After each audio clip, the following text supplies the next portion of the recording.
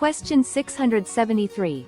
Once a listing agreement is signed, a fiduciary relationship exists between the A. Broker and seller, B. Broker and buyer, C.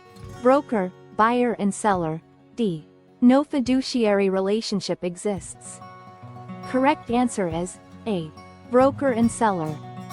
Typically, the seller's broker has a fiduciary duty to the seller, not the buyer. The buyer is usually considered a customer to the seller's broker, to whom the broker owes duties of honesty and fair dealing, but not the full range of fiduciary duties. The buyer is usually considered a customer to the seller's broker, to whom the broker owes duties of honesty and fair dealing, but not the full range of fiduciary duties. A buyer can establish a fiduciary relationship with their own buyer's agent by signing a buyer representation agreement. A single broker cannot simultaneously have a full fiduciary duty to both the buyer and the seller in the same transaction without informed consent and a clearly defined dual agency relationship. Even in dual agency, the fiduciary duties owed to both parties are modified due to the inherent conflict of interest.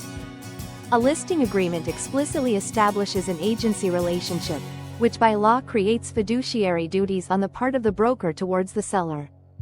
A fiduciary relationship is one of trust and confidence where one party, the fiduciary, is obligated to act in the best interests of another party, the principal.